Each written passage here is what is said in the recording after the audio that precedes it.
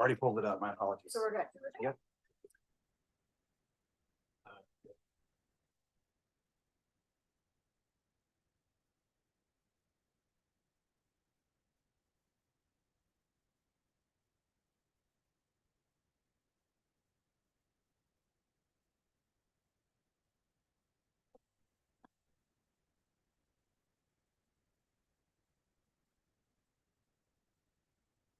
Good morning, everyone. Welcome.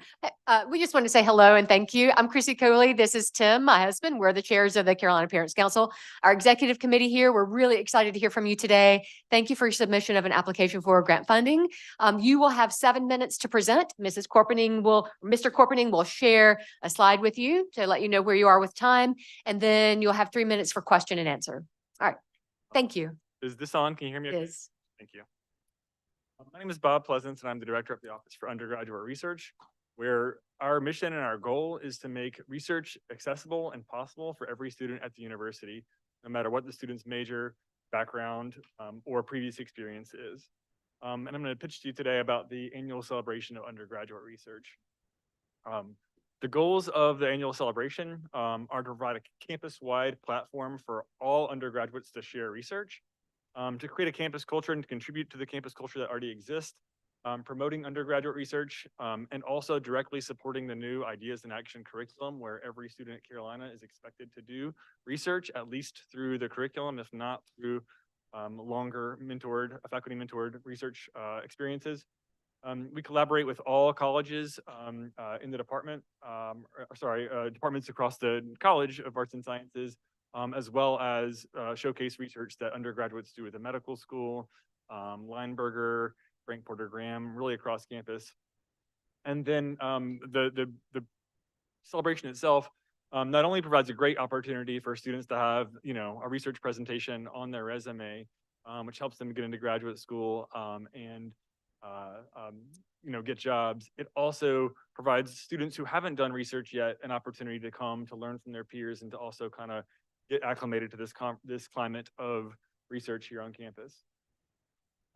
We continue to grow every single year. I've been in the office for 5 years, and we weathered the storm of COVID. And as we've emerged, you can see actually last year, I'm still in the corner there wearing a mask as we emerged from COVID.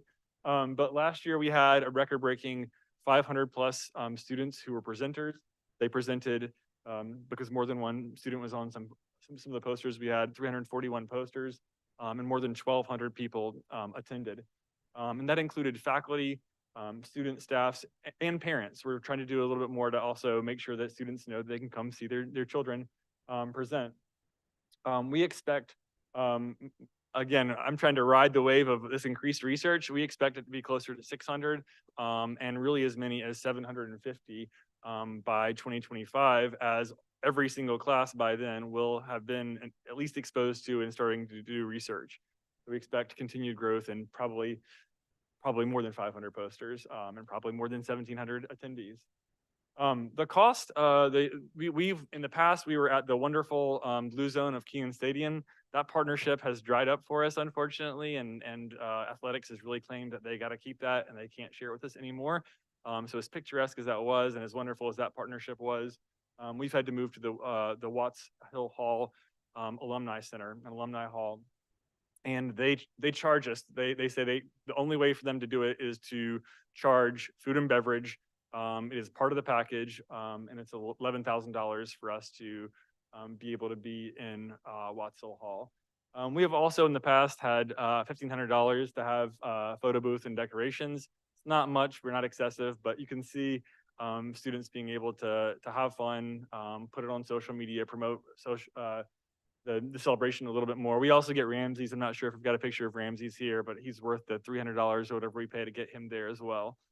The impact, again, individually for students, it's the culmination of their research. Students who do their honors theses almost all come to be able to present their research here as well, but students who have smaller experiences in classes also get to present, which is not only a resume and CV builder, but also a way for them to practice research communications, which is also a really important part of what we promote at Carolina is being able to communicate yourself, communicate research.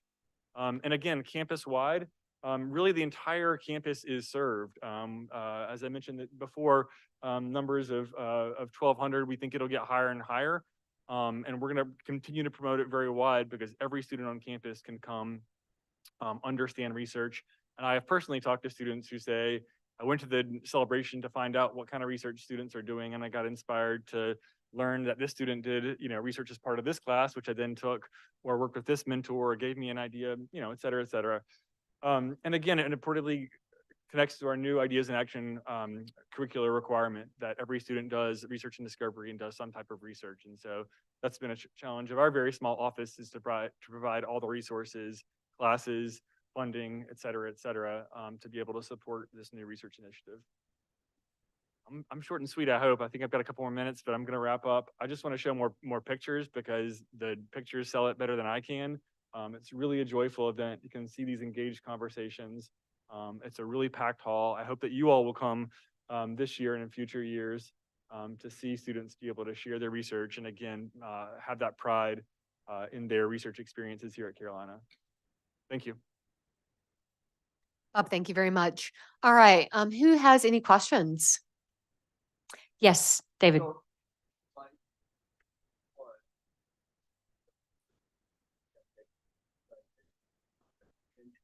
There should be more funding from the university, but two, Preaching to the choir on that one. Yeah. I personally love the Carolina Club. It's a great place to go, but it is expensive. Can't you go to the Union or someplace else and cut that 10,000? I should have had my homework right in front of me. I want to say the union is still 8,000 or more, and there's no food included. The union's not free, unfortunately. The only free thing, it was actually free. We did pay for food when it was at the Blue Zone, but we had a partnership that worked out at the Blue Zone when it was free. But pretty much everyone, and Justin can probably tell you from experience, there's not free venues here, unfortunately, And there's not a lot of large venues. because it is quite big. Yeah. I was thinking even today, I was like, oh, the Hitchcock room, is it big? Not even close. Who has another question?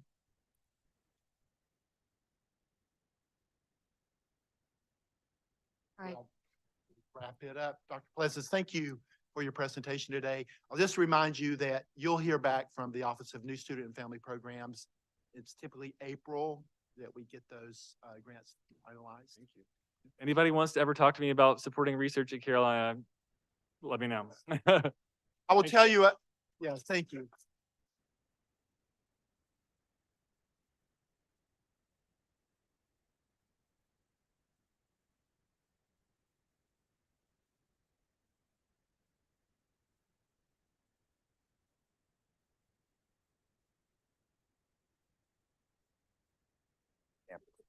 I wonder if they can tell me.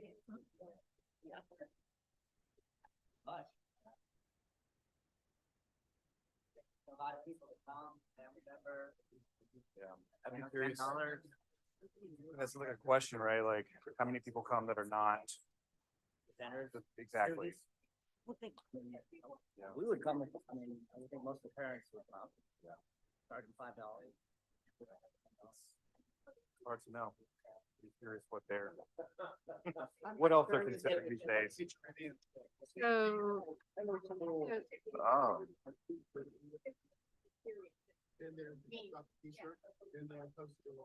Got it. and so it sounds like the space, they.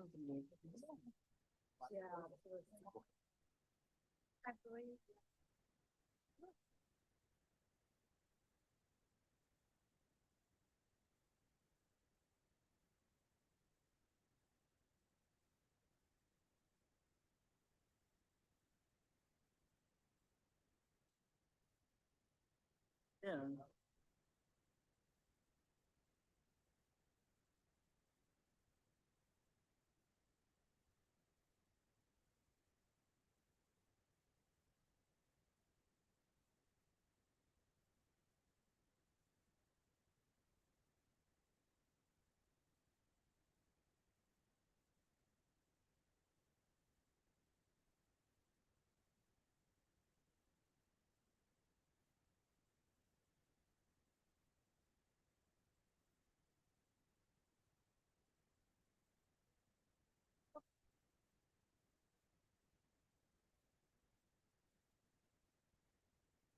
Hello, welcome. We are Tim and Chrissy Coley. We're the chairs of the Carolina Parents Council. And on behalf of our executive committee today, we'd like to thank you for submitting an application for grant award funding. We're really excited about hearing your presentation. You'll have 7 minutes to present to us. Mr. Corpening will hold up a sign to let you know how many more minutes you've got to speak. And then we'll take 3 minutes of question and answer. All right, great. Thank you. Hi, I'm Paris Carrington. I am the director of Carolina Kickoff. Usually it's 2 of us, but this year it's just me. So I'm going to give our presentation on what Carolina Kickoff is. So CK is a 3-day orientation camp. It started in 1946 as an all-male Christian camp that started like 3 days before school started. But since we got under the campus-wide in the 1970s, we are now a social justice organization that cater towards freshmen and first-year students. So our vision of CK is to strive to promote social justice by introducing incoming first years to a diverse and inclusive atmosphere on UNC campus. And our mission is to introduce a diverse body of first year and transfer students to UNC in the campus-wide and inclusive and energetic space where they can build lasting connections with each other, counselors, and the Carolina community. So what is our main goal is for the CK camp that happens every year. This year, it'll happen August 13th through the 16th. We're just like 3 days before school starts. We're just a 3-day orientation camp. And I have a little video just to like really encompass what Carolina Kickoff is. Ooh.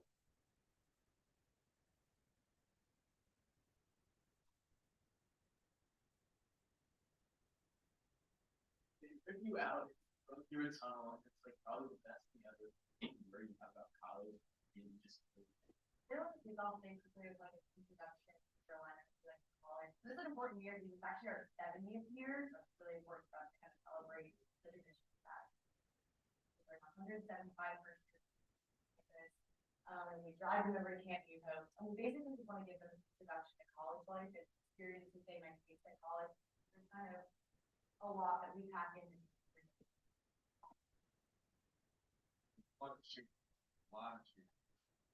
We also play games.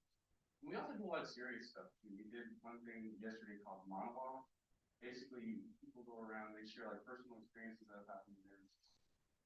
There's a really mix of both fun and serious when you're at Carolina Kickoff. The serious topic that we talk about, it helps you be more aware of the world around you and the struggles that other people are going through. Sometimes when you meet people, there's like that awkward silence, but there was no awkward silence. It was meetings, like other community. I think we could use different. There was a lot of these spaces off. We think of bigger, a lot faster and more information. They come in having friends. They can never get family first. This was a step out of my comfort zone, but I'm extremely glad I did it. I can't think of a better way to do my college experience.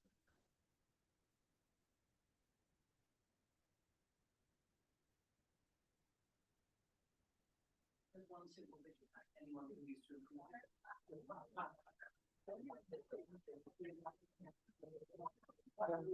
Let's get behind that. Behind that.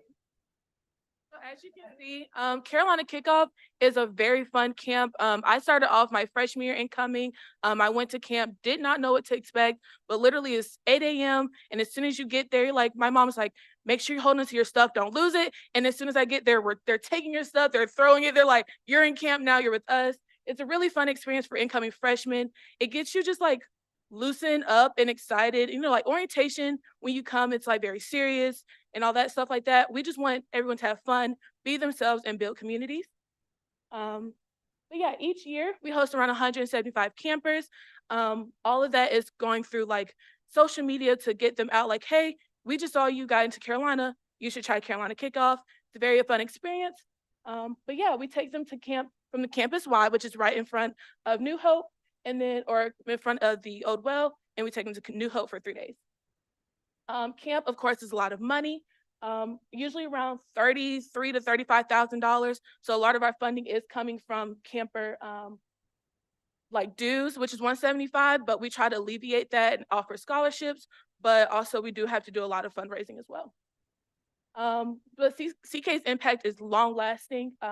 We have around 30 to 40 people to come back and be counselors throughout the years. We have a massive group meet after camp is done to keep in contact with people. And we host a phone-a-thon every year of past counselors reaching out if they want to donate money. So we keep that long-lasting connection. Yeah, that's it. Thank you. So Paris, thank you very much. All right, do I have any questions? Jessica? Thank you. 5 students who are identified. How are they identified to attend? How are they identified? Yeah. So we sent out an application. It's fun, it's silly questions, but also serious questions. We don't really try to have a quota in diversity. We just see how people answer the application. Of course, because it is a PWI, we do tend to have a lot more white students, but we are trying to diversify that and get more people of color out there to really realize this is a space for you as well and to enter as well so they know what to expect from Carolina. Alicia? Following that, so how do you get in touch with the incoming freshmen? How do you contact and select these people? How's that? So we mainly go through social media. There's UNC freshman pages. So that's we have our publicity committee. They'll go out, DM people hey, we just saw you got in Carolina. You should try this out if you're interested. But mainly through that, we're also partnering with Carolina Advising Corps, who are in schools, and they let people know about them as well. But yeah, that's mainly our goal. Other questions? All right, well, Paris, thank you very much for your presentation. Just remind you that you'll hear back from the Office of New Student and Family Programs. It'll be in April, and they'll give you more details about your grant. Okay, perfect. Thank you.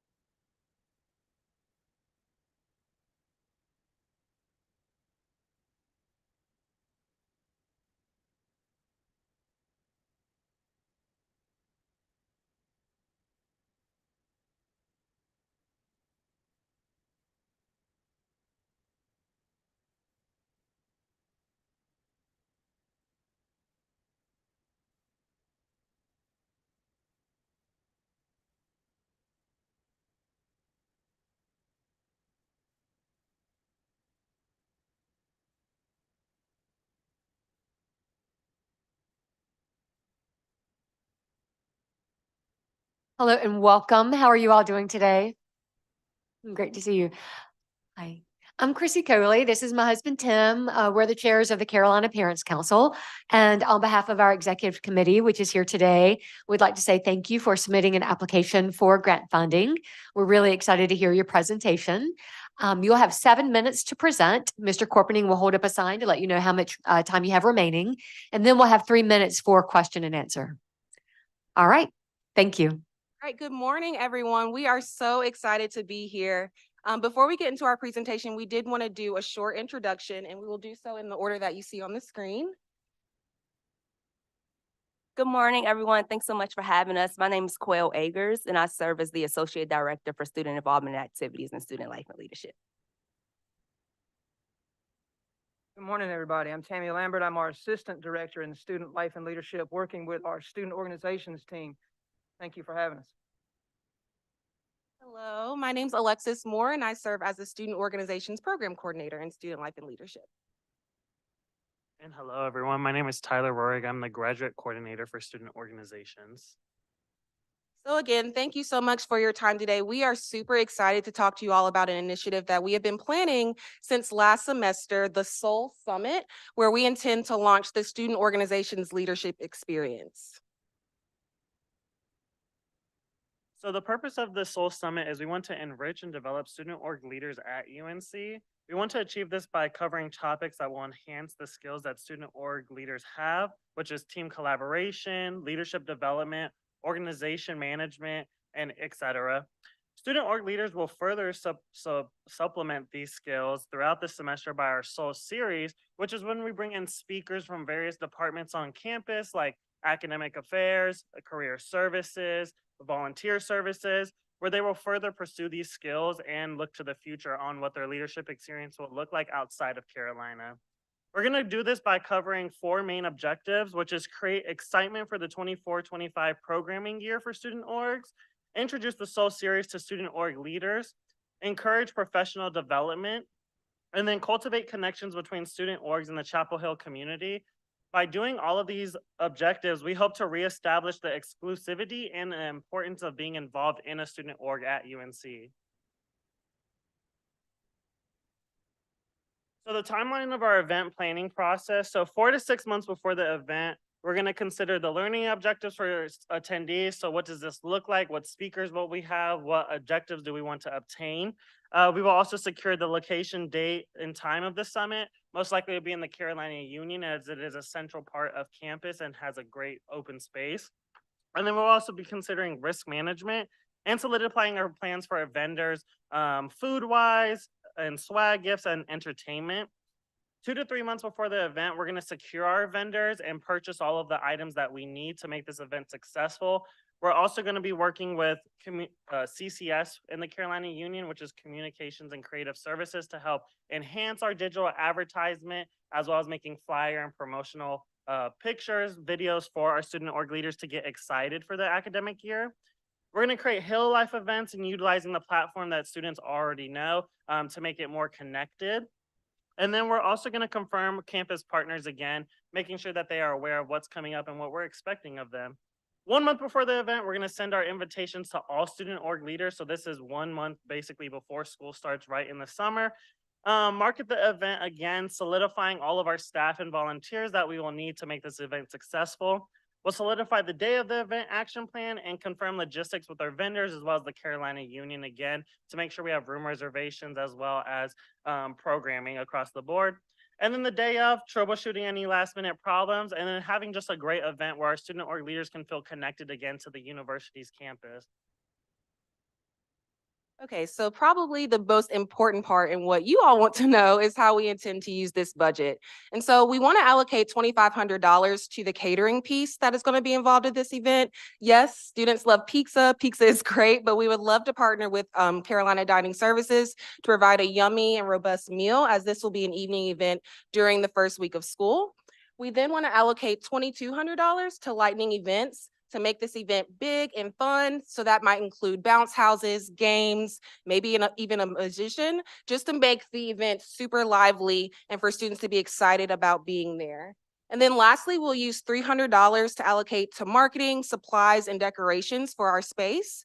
In the future, we do intend to make sure that we work this amount of money into our budget for the academic year. But first, we want to make sure that this event is something that students are having a great experience at, and that we can prove the efficacy of this type of event at the beginning of the year. And then lastly, what's the impact? What we know is that 75% of students are involved in student organizations at UNC Chapel Hill, which is a number that we are very proud of and happy about. It shows that students are engaged and involved in different organizations across campus. There are over 3,000 officers, including presidents, vice presidents, and treasurers in student organizations. So we know that this has the potential to be a very big impact event as far as attendance. And then lastly, we really want to increase the awareness about community partners, about campus partners for students to have access to throughout the school year as they have their programs, their events to serve the Carolina community. So I realize I might be a little bit early on time, but thank you so much for your attention to this matter. And we're really excited about the Soul Summit. Thank you very much, Quell and Tammy and Alexis and Tyler. We appreciate it. At this time, we'll open it up for questions. I see Peter. You all for the presentation. Could you put some more color on what you see really being covered in the event? Maybe the top 2 or 3 things that you really want to make sure the attendees are going to leave with.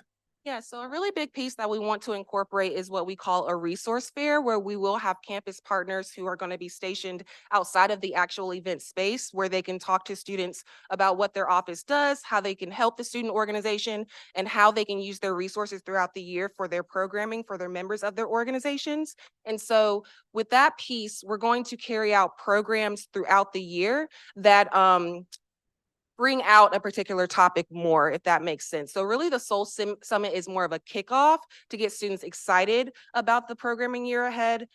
We will have the resource fair available for them to meet those campus partners. And then the programs throughout the year through our Soul series is where they'll be able to learn more about those resources on campus. Jessica. Thank you for your presentation. Just quick question about the support of undergraduate organizations versus graduate organizations. What is this supporting in both or just undergraduate? Yeah, so this will include undergraduate and graduate and professional organizations. We want to include and invite everyone, all of their officers. So again, that's going to include presidents, vice presidents, treasurers, just everyone. Jennifer. Hi, thanks so much for being here. Quick question, how will your resource fair differ from the Weeks of Welcome? A very good question. So what we do is we outsource offices and departments on campus that specifically serve student organizations in a particular capacity. So that's going to include the Carolina Business Office, for example, event services, CCS, and so forth. Any other questions? Hey, well, we will wrap this up. Thank you all very much for your presentation. We appreciate what you do. You'll hear back from the Office of New Student and Family Programs in April about the status of your grant. Thank you so much, everyone. Have a great day.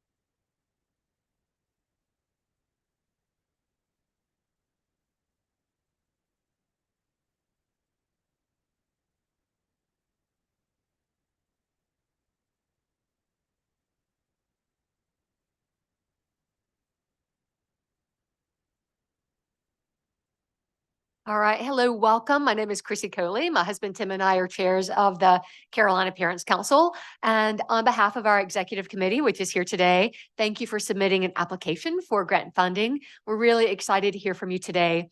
You will have 7 minutes to present your proposal to us. Mr. Corpening will hold up a sign letting you know how many more minutes you've got left. And then we'll have 3 minutes for question and answer. All right, great. Thank you. Hi everyone, I'm Lauren Baeza. I am a second-year PharmD candidate at the UNC Eshelman School of Pharmacy. And my name's Tessa Karavich. I am a dual degree student. So currently I'm enrolled at Gillings School of Public Health, pursuing my master's in public health, along with being enrolled at the School of Pharmacy. So we are part of the Carolina Association of Student Pharmacists, and we are co-chairs for Operation Substance Use Disorder, which is a patient care project part of APHA, the student organization. So we're here today to talk about access to Narcan for students here at UNC. So 23.6% of college students have reported using or trying an illicit drug in the last 30 days from one study. There have been several studies that have shown up to 37% of students, or even up to 50% of some of the students surveyed at universities have admitted to trying an illegal substance, which is pretty terrifying when you think that it takes one time of taking a laced drug to potentially lose your life. So besides just the fact that UNC is a college, how does this apply to the UNC student population specifically? So in the past 2 years, 3 UNC students and 1 alumni have lost their lives to fentanyl poisoning, which we know for sure one of the 3 students was a member of Greek Life here. So for our program, we're targeting Greek Life specifically, and we're gonna go and educate these students on administration of Narcan, which can reverse opioid overdose, and also teach them about some of the signs of opioid overdose to look out for. So like loss of consciousness, things like that. And then also provide these students with extra resources on where they can find Narcan, and also provide these students in each sorority or fraternity house with a box of Narcan. And we actually have our first event this Sunday at 5MU.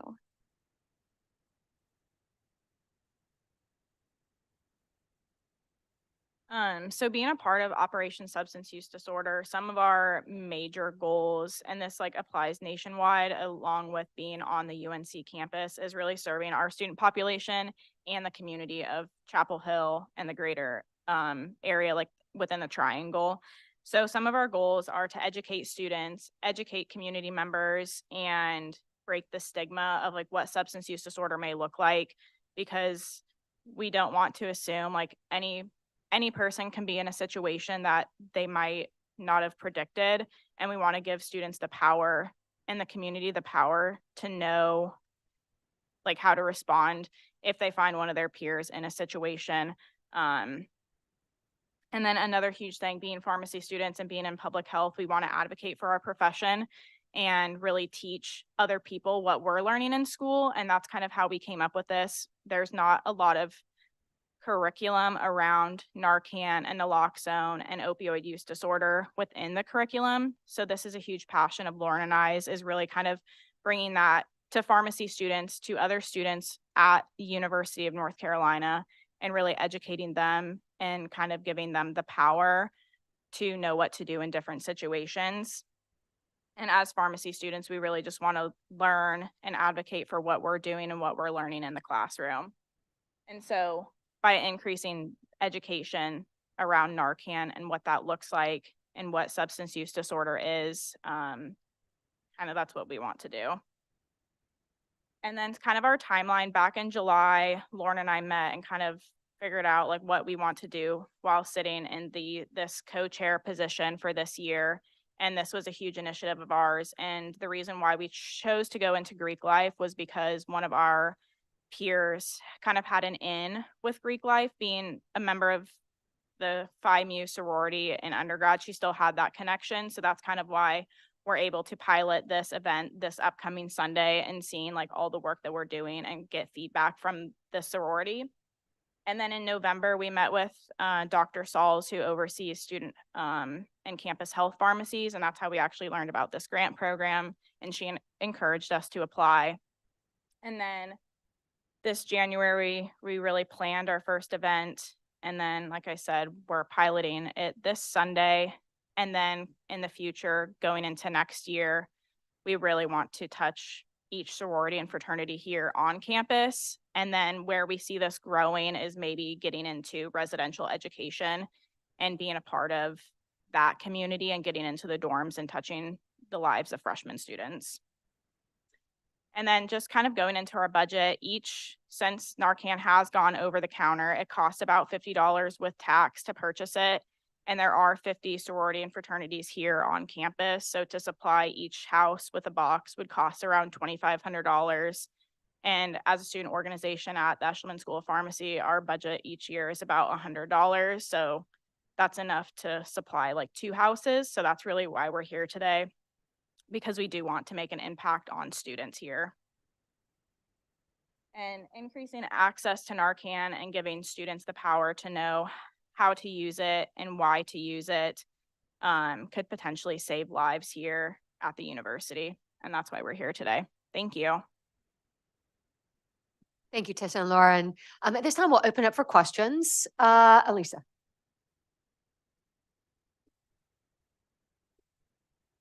I don't know anything about the safety of Narcan. So 2 questions about safety. 1, could you kill, injure, like cause serious problems for a person if you make the wrong judgment call and they don't need Narcan? Second, what if it's not stored properly and then it's administered? Like, are there guardrails that we need to consider putting up for safety? Yeah. So Narcan, there is no harm to using it. If you don't know what someone has taken, whether it be an opioid or say a stimulant drug, which Narcan doesn't use, there is no harm and foul of giving someone Narcan. It's not going to harm them. And there's no like dose limit of it. You could keep administering it until EMS arrives and that person is not going to be harmed from it. And in terms of storage, I do know that there's been studies that show that even if Narcan has been expired based on the label, it's still good to hold on to it because there has been studies that show that expired Narcan still has some drug effectiveness in it and can still be used. James. How do you plan to incorporate the fraternities and sororities that may not have a house? We were thinking of possibly holding like a larger event at some sort of like auditorium or something like that these students could come to and still have the same education and also educate them on where they could get access to it if they don't have a house to store it in. Jennifer. Hi, my name is Jennifer. That's a great presentation. Just a quick question. What's the difference in efficacy between the nasal spray and the shot? And is there a difference? I don't think there's necessarily a difference in efficacy. I think that in terms of the nasal spray, it is over the counter. The injection is prescription only, and it's a lot easier to teach someone how to use a 1-push nasal spray over teaching someone how to draw up medication from a vial and having to get syringes and needles involved. And then how do you inject that into a person? But in terms of efficacy and effectiveness, there is no difference. Right. We have time for one more, Stephen. Can you elaborate on the difference between what you want to do and what the campus health is already doing? So as of now, Campus Health just has the Narcan over the counter where you can go and you can get it for free. But with Campus Health, they're not open 24 hours. So let's say you were there, you had an emergency on a weekend, student wouldn't be able to just go to Campus Health and grab a box. So this would put it in these houses where people have access to it 24/7. All right, sorry, we're out of time, but thank you very much for your excellent presentation. Just remind you that you will hear back from the Office of New Student and Family Programs in April about the status of your grant. Thank you.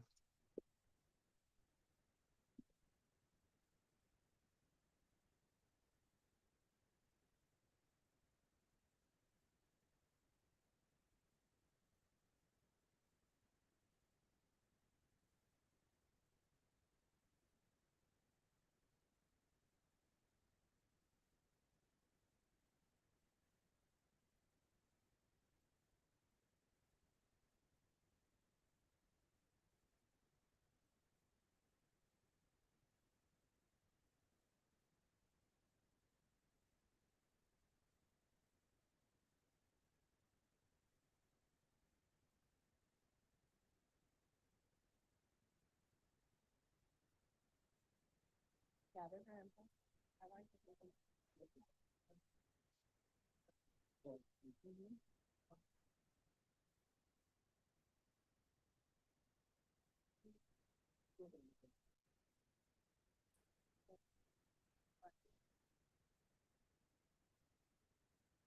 let's say my kids in an apartment, they might, you know. We'll have a break time. We'll have a break time about this group. We're just doing on the group. But I mean, I just do want to look at the ways that we can help them, you know. Could they use funds for something else, rather than the drug? Okay, I mean, I don't want to, could they just simply? Couldn't ask for money for drugs. Experts in the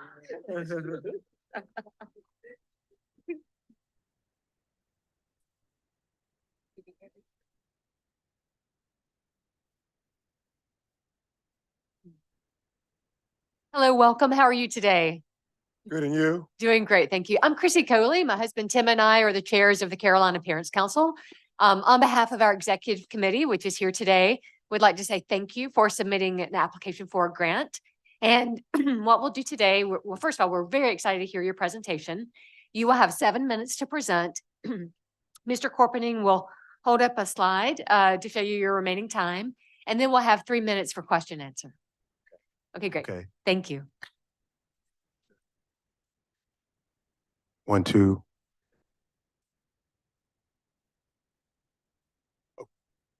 Welcome and good afternoon, good morning. My name is Linwood Webster. I'm the Student Success and Retention Specialist from the School of Nursing. And I'm here today to sort of have a presentation with the Parent Council for a boot camp before orientation, optimizing transition. Here's our agenda right here that I'm going to go through, and hopefully my voice is loud enough where everybody can sort of hear me. I'm not at the microphone. I like walking a little bit. Welcome, myself, program description, timeline, budget, and then a potential impact, and then support, and then the Q&A time. Again, I'm a Student Success and Retention Specialist for the School of Nursing here at UNC. Before that, I was on main campus for roughly about 18 years in the College of Arts and Sciences as academic advisor. Excuse me. My other colleague, a student, he had got sick this morning, so he's not here. And other students had a conference to go to and in class. So I'm here by myself. The School of Nursing Boot Camp purpose. Currently, I think everyone in here knows there is a statewide and national shortage of nurses. The boot camp itself will prepare matriculating nursing students to be successful in a very rigorous UNC Chapel Hill nursing program. North Carolina, as well as the rest of the nation, is facing a shortage crisis. In less than 10 years, North Carolina has faced an estimated shortage of nearly 12,500 registered nurses. Again, the largest shortfalls for registered nurses are projected to occur in hospitals where demand could exceed supply by nearly 10,000 positions. The boot camp overview will be skill lessons, opportunity for new students to engage with current students, sort of like a mentoring while learning about the types of skills they would be taught in their first term. Incoming students will hear from current students about strategies to be successful in the nursing program. Faculty panel engagement with teaching faculty will help incoming students adapt to the learning environment and receive guidance on how to best prepare for how to shift their learning style to increase their likelihood of success. Experiences, there's an ISO lab, which has the mannequins and all the things that the students will be going through for their 2 years.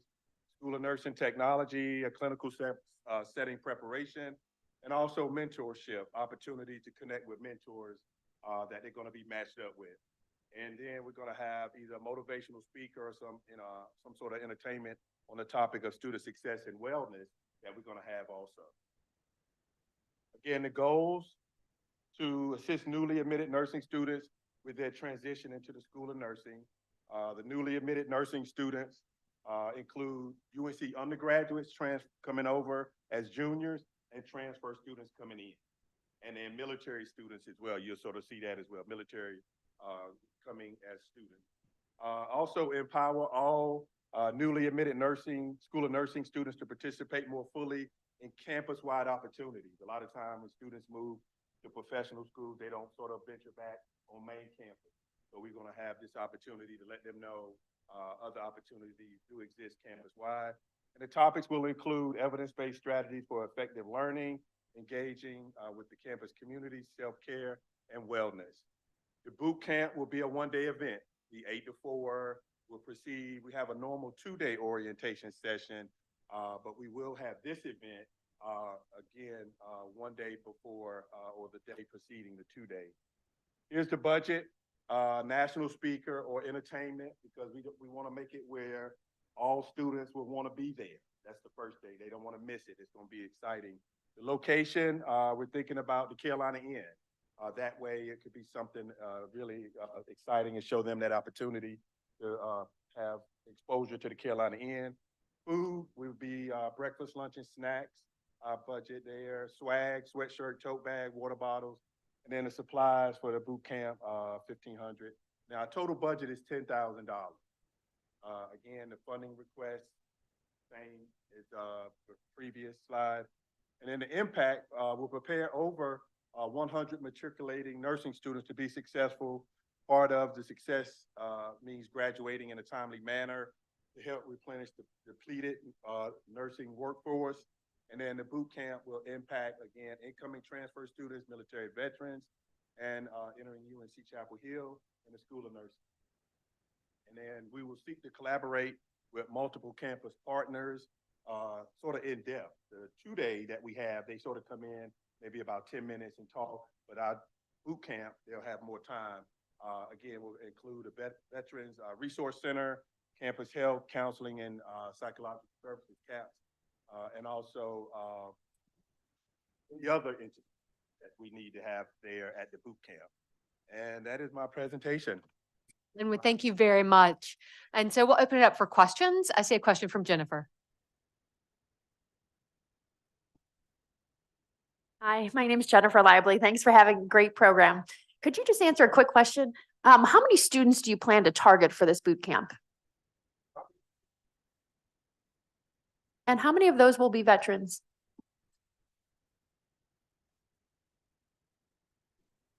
Okay, thank you so much. Who else has a question?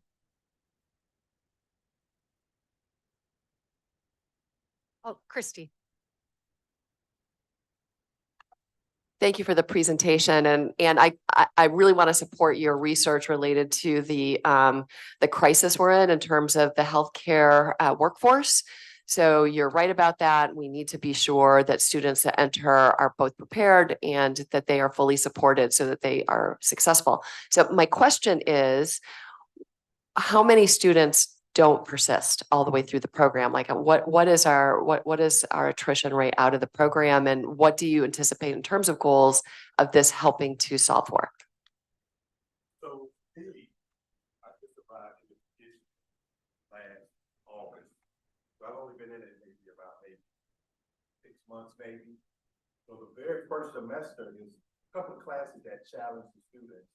Challenge a lot of students because what they have done today to be successful is memorize a lot of material. With nursing material or coming into nursing, you have to be able to apply it. So this would give us the opportunity to help them with their strategy or learning, address those deficiencies that they might have or let them know what's coming. But for the fall semester, we probably had out of the group maybe about 15 to 20 students that are on alternate schedules, alternate study schedules, that they sort of jammed up in like capital farm courses, certain classes that they were not used to sort of having at undergraduate level, especially in the military, coming back to university study for the time and transfer students. So that's why we really need this. And I sort of came up with everything when I sort of was on main campus. I've been a couple times here, so I realized that was coming here today. So the number is just varies. It will vary. So we have a lot of master's students that can make this And also, when they school up with you, that, but undergrad, I'm gonna say maybe about 50 people that are on call.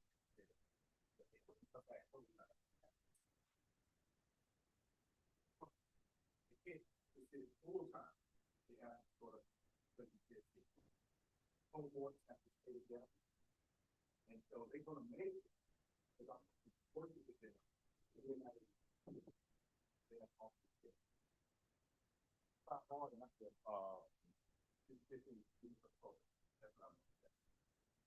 Hey, thank you, Mr. Webster. We really appreciate your presentation. I'll just remind you that you'll hear back from the Office of New Student and Family Programs in April about the status of your grant.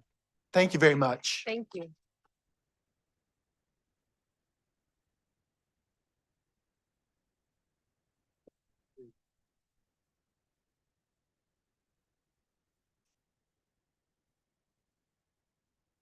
All right. Yeah, are we ready for the lightning round? We're gonna, given that we are early, we're going to give ourselves a little bit more time. We're going to give ourselves 3 minutes per, so a whole nother minute, but that's like, what is it? Like almost 50% more, right? So, yeah. All right. Okay, y'all, we'll go ahead and get started. We're going to take 3 minutes and we're going to discuss the 2025 celebration